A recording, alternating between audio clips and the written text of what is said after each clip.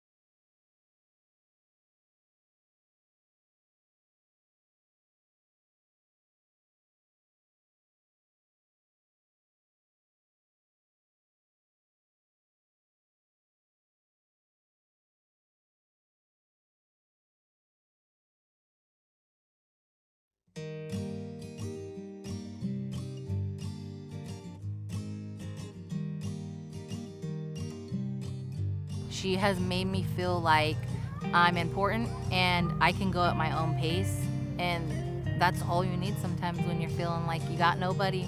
It was helpful to have somebody there kind of holding my hand and guiding me and letting me know this is kind of the normal. It felt like I was becoming a new mom, so it was very interesting and helpful, very, very helpful. You know, there was that self-conscious part of me, like, will I be accepted even though I'm not perfect? What I like the most is that she really listens. The support that she gives me is special because she does it with love, and it's just natural, you know? That's all I could say. It just feels like somebody that I've known since I was little. You know, I said to Jeanette, Jeanette, you're supposed to be with me for 5 years. Jeanette said, yeah, I know, I'm going to be with you guys for 5 years. That's when I said, well, I guess I can trust her. She's going to be with us for 5 years. Yo creo que quizás pasó como a la segunda visita o algo así, como que ya nos presentamos formalmente. Y luego ya creo que en la segunda visita estaba como todo más tranquilo, como muy... como que el ambiente era muy familiar. Entonces... yo me sentí muy cómoda. Felt like she cared for Sparrow too, and Sparrow really enjoyed it. Yeah, she knew when Gabby came we were going to be making something or learning something, and she'd instantly start digging through Gabby's bags to find out what activity we were going to do. Not only did we get the assistance with this program, but we also made a really good friend. I'm happy to call Gabby our friend. I think the relationship that we've built has been just, she's a part of the family.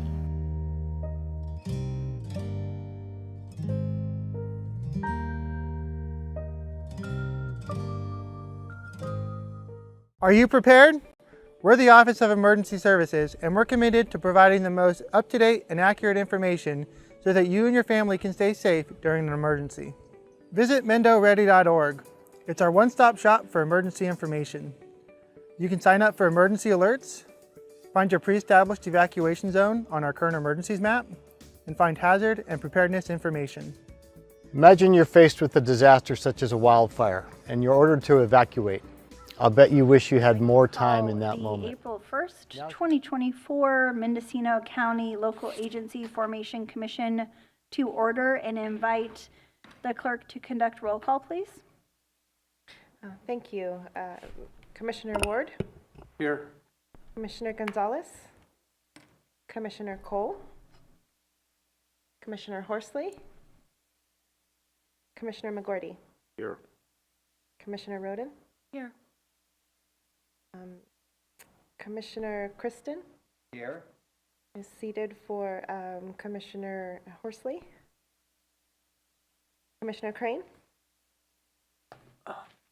Commissioner Hashek? And Chair Mulhern. Thank you for that, E.O. Hinman. And at this time, I'd like to lead us in the Pledge of Allegiance. You can... It's not on our agenda, but... I pledge allegiance to the flag of the United States of America, to the republic for which it stands, a nation, under God, indivisible, liberty and justice for all. Thank you very much. At this time, we are on item 2, public expression. The Commission welcomes participation in the LAFCO meeting. Any person may address the Commission on any subject within the jurisdiction of LAFCO which is not on the agenda at this time. There's a 3-minute limit and no action will be taken at this meeting.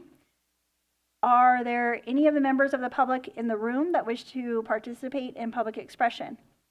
And if you are participating this morning on Zoom and wish to speak under public expression non-agendized items, you can use the Zoom raise hand feature or press *9 on your keypad.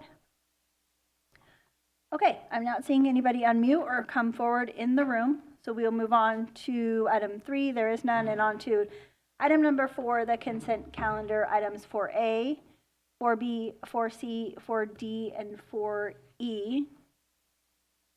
Please go ahead, Commissioner Ward, you have a question? Yeah, I'd like to learn a little bit more about 4E on the support letter for 3277.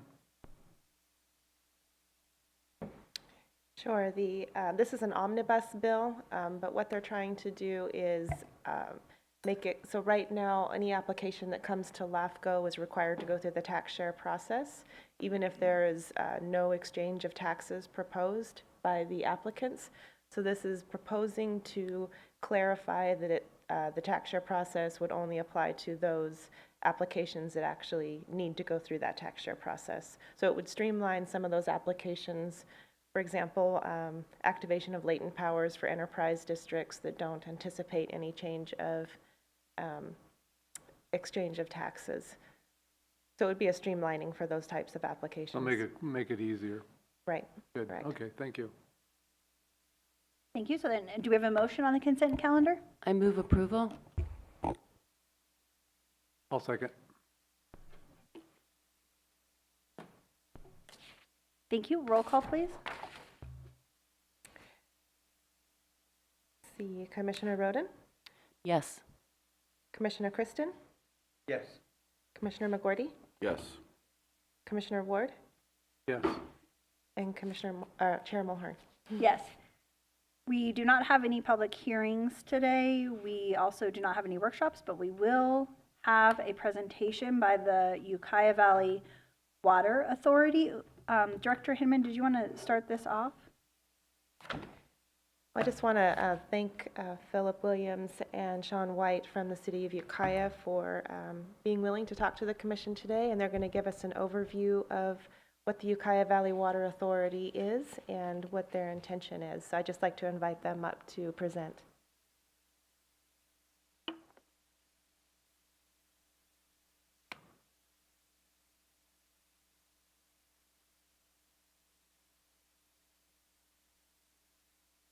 Good morning, is it on? Yeah, Okay. good morning. Sean White, City of Ukiah, and in general, I think everyone is aware that for many years, there has been a desire to consolidate water service in the greater Ukiah Valley. It's been a topic for a very long time. Probably the last really major formal effort was the Valley-wide task force back in the 90s. There were a number of grand jury reports, and then around 2014, the Upper Russian River Water Agency was formed, which was an attempt at doing the same thing, and actually was fairly successful at achieving at least managerial consolidation of water services. But due to limitations, it didn't do a lot to improve water security for some of its members. So back in 2022, I attended a webinar that was hosted by the SAFER program, which is a new program inside the state board, and its sole intent is to achieve consolidation, to reduce the number of water districts in the state with a mind of sort of getting these things to scale and also improving their overall reliability and resilience. After attending that webinar, I reached out to Jared Walker, who is the general manager at Willow County Water District, who is basically the main body of the managerial consolidation that's happened through IRWA. They run a number of small districts here in the valley, including Hopland, Henry Mutual, Willow, Millview, and Redwood Valley. I'm sure I forgot one or two. And explained to him about the program and what was happening. We had a couple of informal meetings over lunch, and after those discussions, we decided that maybe we should try and take advantage of this program that the state is offering to move towards an actual consolidation. And at that point, we all went to our boards, formed a series of ad hoc committees, and those ad hoc committees met from 2022, I think in October, up until recently, and the end result of that is a joint powers authority intended to consolidate the entities and work with SAFER to get funding to actually make the physical changes. Make it not just an organizationally consolidated water service provider, but actually structurally as well. So actual built-in interties, changing some infrastructure to allow us to move water back and forth during different times of the year, improve storage, just everything you would need to not just make less water agencies, but also to make one larger, more resilient, reliable water agency as well. During the course of those meetings, we originally had Redwood Valley, Calpella, which is one of the ones I forgot that Willow does, Millview, the city, and Willow, and we were initially hoping for all of those entities to join the JPA, but after sort of bogging down for about a year, it became pretty clear that at least at this time, Willow Water Agency and Calpella weren't entirely sure they wanted to participate, so we rewrote the JPA, and now it includes just the city, Millview, and Redwood, but it is open-ended and intended to be I don't know what the right word is, but welcoming or very open to others joining at any other point, because that is something we did not want to close that door. We just wanted to give people the time they need to really consider it, but also the train was kind of leaving the station for safer and safer money, so we wanted to start moving forward. It was amazingly cooperative. You hear a lot of, and I've, in the past there was lots of acrimony between all of the districts and the city, and I think over history they've all sued each other in one way or another, or protested each other's water rights in one way or another. But we had 10 elected officials. Glenn was also there for 11, I think up to 6 attorneys during all these meetings, and staff. And it was really great to see how cooperative it was. Even when we had disagreement on issues, which is inevitable, it never turned to any sort of finger pointing or blaming. It was really just direction back to the attorneys to figure out how to write an agreement that would get us past those. And I would say the overall thing was incredibly positive. So now we are getting ready to have our first board meeting, which will be tomorrow at 5 down at the conference center. And we're getting ready to turn in our application to SAFER. Well, and I think what's really different about this JPA at its core than what was in the Upper Russian River Water Agency is we tried to make a very sort of open-ended JPA originally. And when we submitted that to the SAFER program, they rejected it basically on the premise that it allowed consolidation, but it didn't really direct consolidation. And this new JPA actively contemplates and directs consolidation over time. And with that, I'm happy to take any questions. Phil is here. He was part of the legal team that wrote the agreement. And Jared Walker, I also believe, is on Zoom. Okay, perfect. And if commissioners, you do have a highlighter in your drawer that will help me identify if you'd like to speak. So I do know that I have Commissioner Ward and Commissioner McGordy. Thank you. Thank you, Sean, for showing up. I've been on LAFCO for 24 years, and we talked about it 24 years ago. Yeah. Doing consolidation. I have a few questions, though. Why did not Willow and Calpella want to come on board? You know, that's a question for them, really. I can't answer it. I think some of it was a concern over rates and what it would do to their rates. But I also think at some level, they just organizationally weren't ready. Yeah. So what's the open door policy? How would that work if they change their mind in a year? Yeah, the JPA, as I said, the actual document contemplates people joining at a future time, and it basically just requires a vote of the board to add new entities. And then said there's 2 representatives for the Water Executive Committee. They're pretty much going to make decisions on rates and whatnot. Yes. Why 6?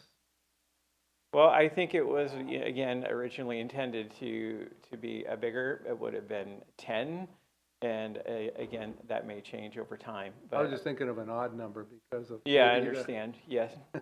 There might be some controversy on rates throughout the area.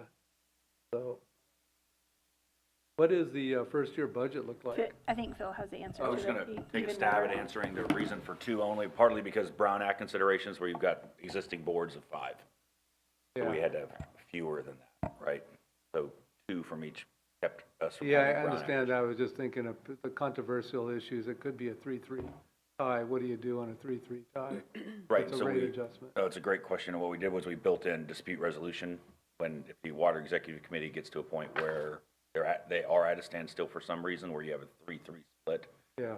Or eventually like a 5-5 split. We built in some dispute resolutions that quickly gets mediated. I will observe our thoughts were that the likelihood is low, because that would require at least one agency split, right? One rep to vote one way and another rep to vote the other way. And yeah, hope is not a strategy, right? But that was certainly a vision that would be difficult politically. I just know, as Sean mentioned, the history of all these water districts together, you know, with lawsuits and whatnot. I know that there's going to be controversial in the future until this all melds together, but I didn't want to see any controversy right off the bat. Because the idea is to get the other agencies involved in this. But if they look around and see all the fighting within the three already, I didn't want that to. Yeah, like I said previously, there was none of that even really in the negotiation process, which I think was, if anything was going to be contentious, it would have been actually the formation of this. So I'm just not really concerned about that. Good. And as far as the budget, there is no budget yet. We don't even have a secretary or a president or any of those things. So you don't anticipate what you're... That is what will happen tomorrow. And then after that, we'll start working on a budget. Basically, what will happen is, as it's currently intended, the city will essentially take over the operation that Willow is executing now on behalf of Redwood at the beginning of the calendar year. And Willow's okay with that? Yeah. Is it the goal to have rates, all the same rates for the whole valley? Someday, you know, all of these districts are in different financial positions and have different infrastructure needs. But one of the goals, for sure, over time has to be, I would just say, a general leveling of everything from system reliability to rates, policies, because that's really what has been so divisive in the valley over time. Is there are definitely haves and have-nots, and that's not just water, that's infrastructure, that's finances, it's all of it. But it's going to take a while to get there. But as they actually move towards actual consolidation, that is one of the things that will occur. Okay, and then I'm looking on page 31 of our report. It's talk about how a party may withdraw. How would that work? If let's say Redwood Valley wants to pull out, how would they? I mean, if you've got this money coming in, you've improved their system, and now they want to go out on their own. How would that work? Yeah, that is handled in the JPA as well, and there is basically a threshold where any infrastructure over a certain value remains actually with the consolidation agency. So nobody wanted this sort of opportunity for people to get all of the new things and then leave and be back on their own. So the JPA contemplates that. Okay. And then the district will support city annexations. What annexations are we talking about? Well, again, if we're going to actually consolidate, there will need to be annexations and dissolutions to achieve that goal, and that is what it's. So that'll come through LAFCO? Yes. But the JPA, we don't have any oversight other than just some reporting requirements. So that could be a little messy. I don't think it's messy. This basically gives us a structure to move forward with a LAFCO process that effectively many people have wanted to see for a long time. So this is just a vehicle for getting us there. Okay, that's all I had. I just wanted to say, though, I support this, and I'd like to see everybody involved, including even Regina. Their rates went up considerably. But if we're going to take $30 or $40 million from the state, I hope that we could make the infrastructure for everybody in the valley. Yeah, well, again, the door is open for others. Regina is a private mutual, so it is I know they're private. They're in a different category. I have approached Regina in the past about it potentially being for sale and acquisition, and they were not interested at that time. But I think everybody would love to see Regina in the fold. Well, I don't want to see these three agencies take all the money and then Willow, there's no money available for Willow or Calpella down the road, but it's nice if it's all involved. We don't all disagree. This infrastructure instead of stopping at one spot. We don't disagree, and I think that was our intent, and those parties chose to not participate at this time. But again, we left the door open for them to change their mind. Well, I guess the last question would be, is there anything LAFCO can do to help? That might be a question for Phil again, but I mean, basically, we're going to be approaching you for new MSRs and spheres and all of the things we'll need to get there. And anything you can do to help us expedite those would be greatly appreciated. Well, good luck, Sean. Thank you. Thank you. Thank you. We're going to go to McGordy, Christian, and then I think Commissioner Roden might also have comments or questions. We'll see if we need to get there. So first of all, Sean, thanks again for having what I call the sort of certitude and foresight to plan for the next 100 years, because this is a good example of something that will really make a difference in terms of how this region functions on a basic essential, which is getting water. And not to one-up Commissioner Ward, but when I got here in 1987, UC Cooperative Extension put on a program to talk about all the different little water districts around Mendocino County, and how wouldn't it be great if there was more of an agency that could help them and function and consolidate. So this is definitely not a new idea. It's been around for a long time. And it's great that Phil and Sean were able to sort of at least get the cooperation that they did, because they're putting the infrastructure in place to probably the most critical region. Redwood Valley now has a moratorium because of their lack of ability to guarantee a supply of water. Will this eventually help change that if you have a 24-inch pipe that goes all the way out there? Redwood has obviously a number of challenges, from financial to infrastructure to water rights, and all of them combined have really put them in a pickle. And it's been kind of one of my long, if we want to talk about old times, I used to travel up here from Sonoma Water in the early 90s to try and work on water supply agreements with the Valley back then.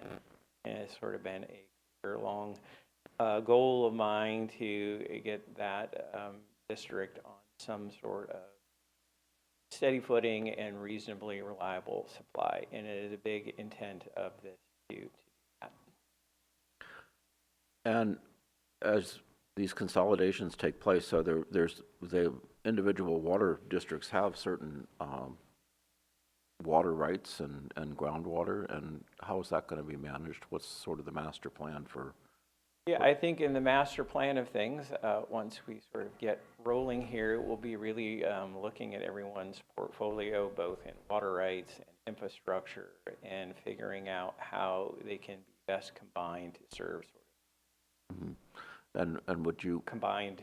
Would you be thinking about fewer points of diversion, closer to treatment, for instance? I'm not really sure about that. Jared and I love to talk about the nuts and bolts of this over lunch when there's no lawyers and politicians around, because it's what seems to generally get overlooked during these meetings. But I think the way things are laid out, it'd be very easy with the existing infrastructure, just in a combined cooperative manner, to make some improvements. But it's really going to be the infusion of some critical infrastructure that will make it really feasible to have a true unified system. Like right now, the interties between Willow and the city and or Willow are for emergency purposes only, and they're just stubbed out flanges, and we have diesel pumps that come in an emergency and connect those and make that possible.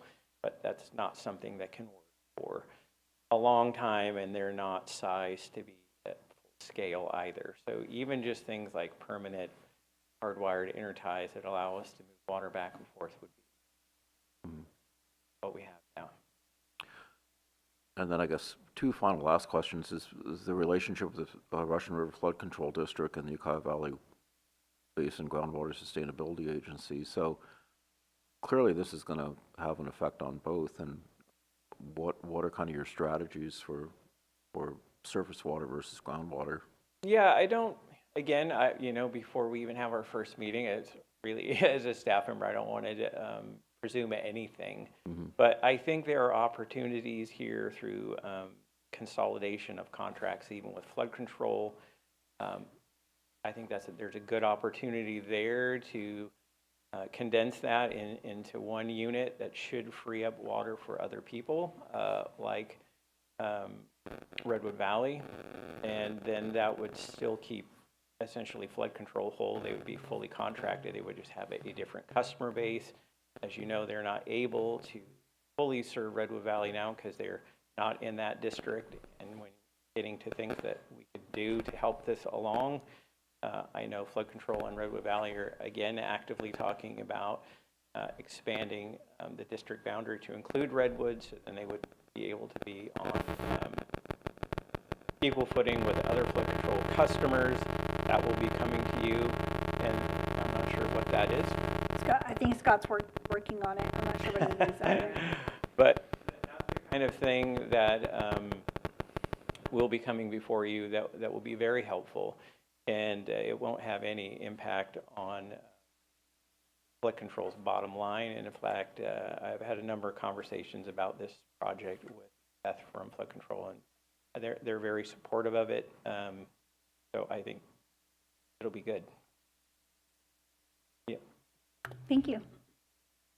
Please go ahead.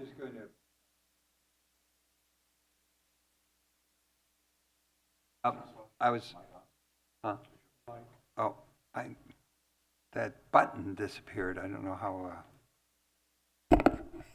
Is that better? Anyway, I was just kind of curious about what kind of infrastructure steps the JPA might undertake to improve the resiliency and so on. Well, again, this is all TBD, right? Right. And our first funding application to the SAFER program will largely be a big full-scale engineering assessment of exactly what that needs to be. I think probably the only real known infrastructure limitation that we have that we'll certainly address is Redwood Valley is already served by groundwater from sort of the core of the Ukiah Valley by Millview. Water from Masonite Well 6 is sent there through an emergency intertie that was built during the drought of so many, I can't remember now, I think 2012 or so.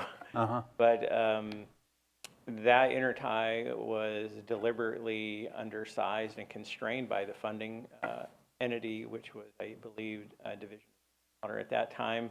So there were no issues with it leading to any sort of permanent growth or whatever. And it's really become their lifeline, but it is dramatically undersized. And that piece of infrastructure is what really keeps even homes on human health and safety during very wet years. It's just a capacity issue. So I would imagine that line will either get abandoned and paralleled or upsized. But otherwise, we're going to need more storage. We're going to need permanent interties. But until the engineering is done, I would be, So that's the sort of thing that the JPA would push forward. Thank you. Thank you for that. Any additional questions? No. I would like to thank you both for your work, and also the members of the board, and for Supervisor McGorty for sitting as well. This has been, as you all said, a long time coming. I guess I was 8 years old when you all first started talking about this, and I'm proud of all of the work that's happened within the Ukiah Valley to mend fences and break down silos and really navigate some of these tough conversations as a community together, not only with the Sand District and the City of Ukiah, but certainly with these smaller water districts. So really appreciate your time for coming today and all the work that you've been investing. E.O. Hinman. You're very welcome. I did have a question about the Upper Russian River Water Authority. Is that JPA still valid? And it does still exist. So in our original plan, we were basically just going to place and amend that JPA because it was going to be all of its original members plus the city. But when membership didn't include everyone, it just needed to remain in place. I imagine they will continue to meet, but not sure what the actual fate of it is, but it does exist. I'm sure they will continue to meet. I just don't know how long. Thank you. I did have one other question. So the intent is to improve the infrastructure with Millview and to have cities basically take over the organizational role with Millview. Does that, I believe, I don't know what the current status is about moratoriums for that district, but will that change the development potential starting next year? I don't believe that Millview is currently in a moratorium, so back that. Okay. Thank you. And then I also wanted to add that I think Commissioner Ward brought it up, how can LAFCO help? We did reach out and we've had a meeting and intend to set up coordination meetings with the Water Authority as we move forward. And we've also tentatively scheduled municipal service reviews. And again, that's in coordination with Sean and Phil so far. And that will be part of our proposed work program that will come to the commission next month. Thank you. I have a question. Commissioner Ward, you have a question for Director Hinman? So if this, if we can, you said what we can do to help, LAFCO could help, but if it's all going to be consolidated in JPA, we won't be doing any MSRs or SOIs. Well, the MSRs is intended to support the actual consolidation of the agencies. Yeah, but once it's consolidated, we're out of the loop anymore, right? Well, Into the consolidations will be a local government agency, so we would be still involved in that. It wouldn't be consolidated under the JPA. The consolidation would happen with the agencies themselves. Yeah, I just want to level set something really quick because we've been using the word consolidation, but in your vernacular as commissioners, first of all, good morning, everyone. Thank you. We're not talking about necessarily Cortese-Knox consolidation, capital C consolidation, where two water districts are merging their governance. Primarily what we're talking about with the JPA is what we're calling lower C consolidation, an infrastructural and governance consolidation without necessarily two agencies coming together initially and being absorbed into one. The way we anticipate changes in organization as they relate to LAFCO under Cortese-Knox would be annexations.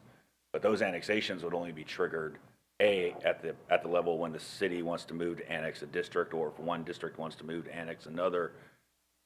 What we built in a structure at the JPA inside the Water Executive Committee with the intent that no party would make a move for a change in organization against another party without everyone being on board with that change.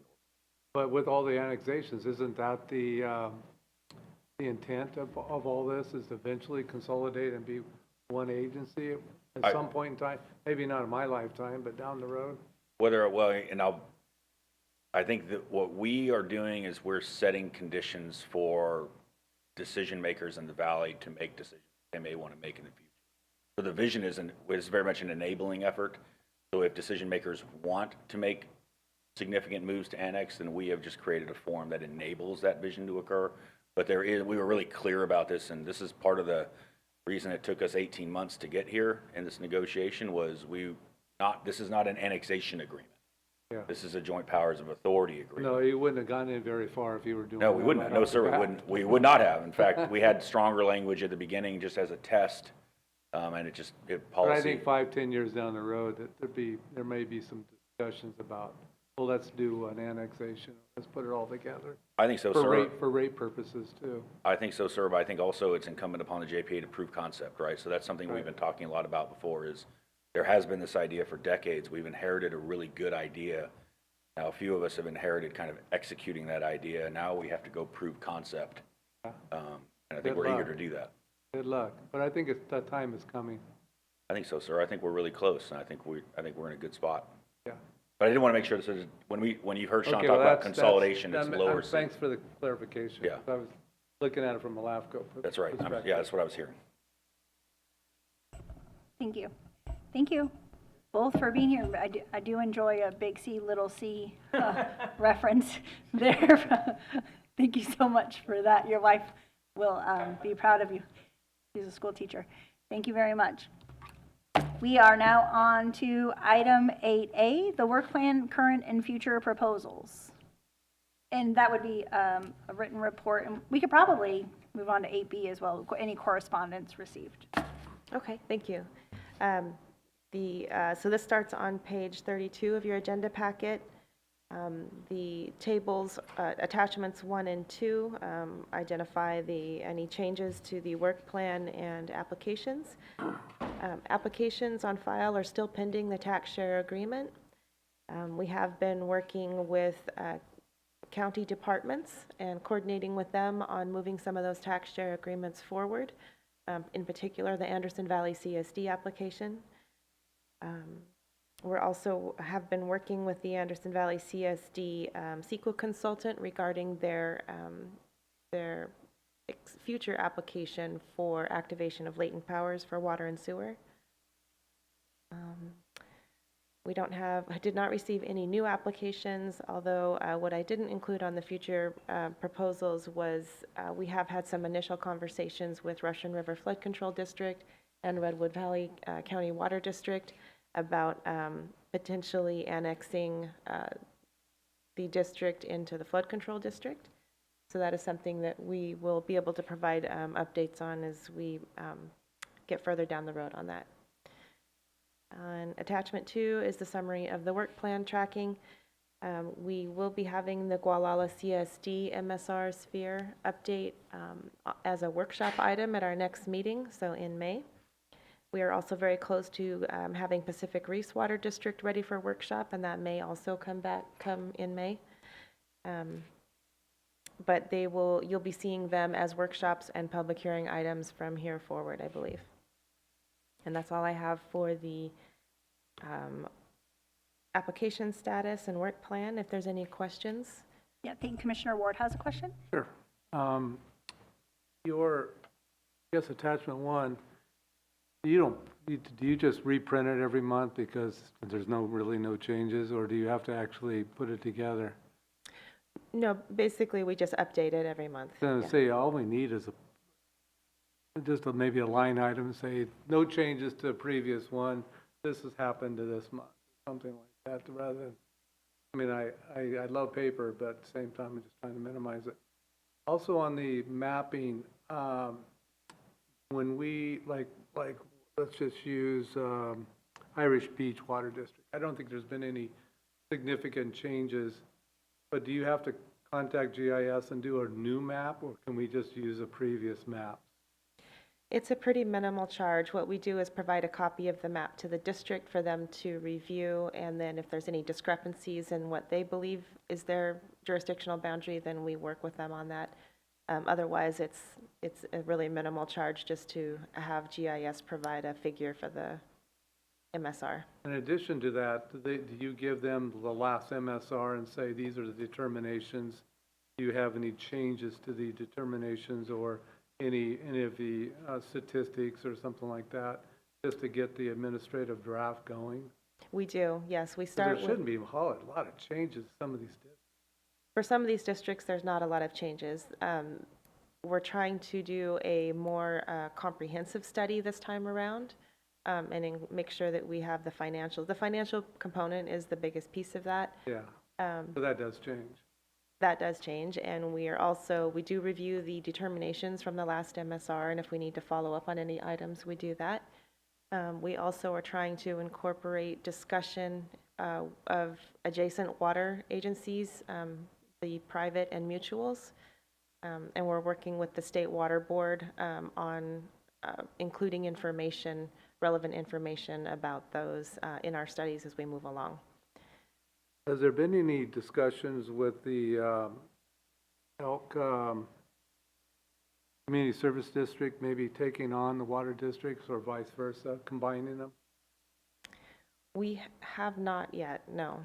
So the CSD can take over the water district. They could activate that power, and seems like it would streamline things over there, and Elk's not very big. Right. But no discussions yet with either the CSD or the water district. Yeah, not that I'm aware of. That kind of discussion is happening down in Gualala. Yeah, but, we talked about that last meeting. Right. It's just food for thought. I just thought we're in a consolidation mode today. He's going to consolidate everything. Okay, Commissioner Christian. So I'm kind of curious about the AVCSD activation of latent powers. That planning process is now in its 9th year, which to my mind is painfully slow. So at this point, is the ball in with the engineers really in race to put information together for us or LAFCO to look at, or where is that activity stand? Well, I'm not sure where it is between the district and the CEQA attorney. What we were asked to do was take a look at the CEQA document and make sure that the future and LAFCO application was that was included in the project description, so that we wouldn't have to require a second CEQA document. So that was the coordination we were doing. Our understanding is that they need to revise the project description, and I think that's what we're waiting for at this point, and that is between the district and the CEQA consultant. So the ball is in their court. Okay. Uma? Yeah. It seems as though Marcia would like to add something. Yeah. Yes. I spoke with the CEQA consultant, and you know, there is grant funding for a good bit of this. So, and that's being held up by the state budget process. So I think there are a few things happening. A lot of it is just the logistics of getting the CEQA document prepared, but also there are some concerns about funding. He thinks that the document will likely come out in August of this year.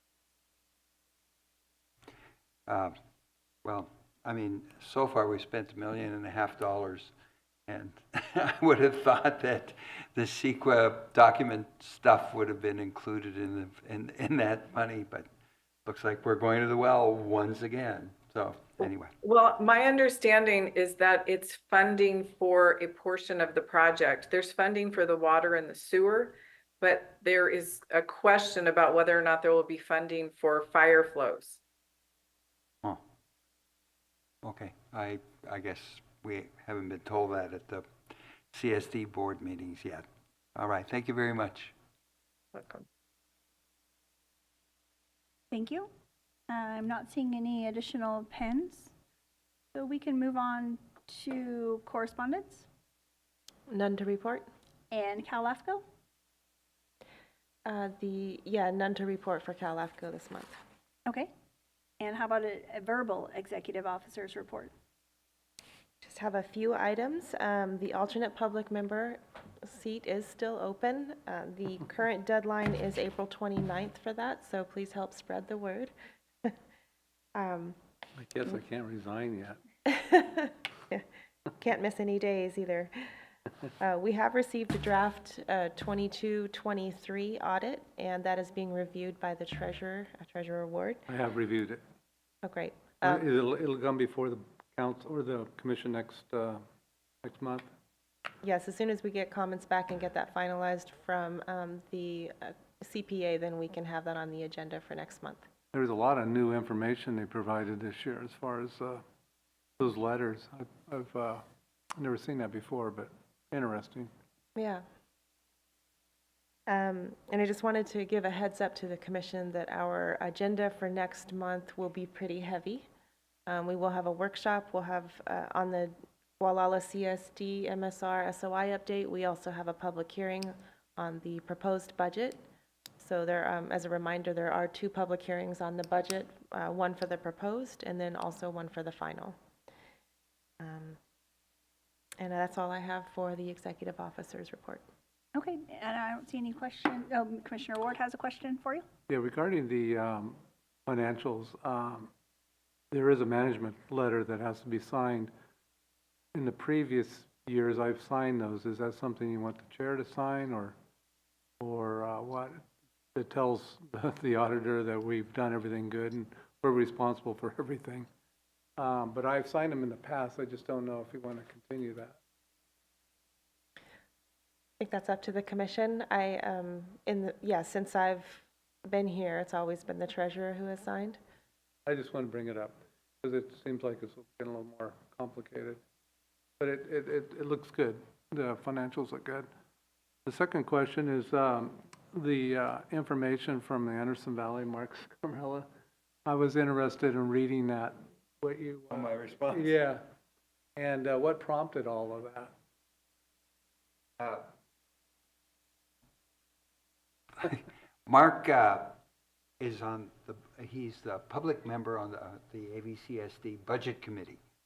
And he wrote this short piece, which I guess may not have been communicated to you, saying, you know, they increased their budget by this much, LAFCO, and they're having so many meetings per year, and if you divide the budget by the number of meetings, it's so much per meeting, and maybe we should withhold some of our payment to LAFCO, which turns out to be, I think CSD is paying $2,000 or $2,500 a year. Mm-hmm.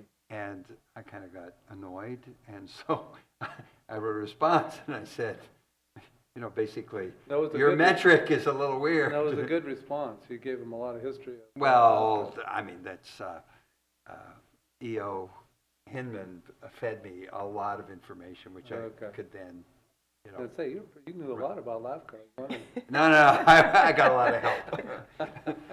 I think she gets all the credit. I just put the wrapping around it. I think this is a good opportunity for, I think, just to say that, you know, sometimes information that comes out in the local media or social media and blogs are used so frequently these days that it is really imperative on all of us as commissioners to help the community understand what our role is, whether that's on this board or various other boards. And so I really appreciate taking the time to answer those questions and share that information with the public. So thank you. Anything else to add? Okay, I don't see anything. And then committee reports. Don't know that we've had a committee meeting in the last month. We will be scheduling a follow-up policies and procedures committee to look at additional changes to the proposed amendment for the outside agency services agreement policies that we have. So we've been working with our working group on that, and then we will be bringing it to the committee. And so we'll be looking to schedule that mid-April. We did have an executive after the last meeting. That's right. Okay. On the budget. We did, and we'll be bringing that budget forward in May. Thank you so much for having the presentation today, and just thank you to the commissioners for coming to the meeting today. Although it was a short meeting, I think it was a good opportunity to hear about the JPA and to share that information with the public. Are there any commissioners that wish to add a report at this time? I would like to see future reports on the new JPA for the water districts. You know, just to keep us updated on that. I find it interesting, and we'll see what tomorrow night brings. But I think we need to keep pushing along whatever we can as individual commissioners or as a body, because this may be a good template for other consolidations within the county. Thank you for that. Okay, I'm not seeing any additional comments, so with that, we can adjourn the meeting. Thank you very much. Thank you. So you're working. Yeah, Zach Paling.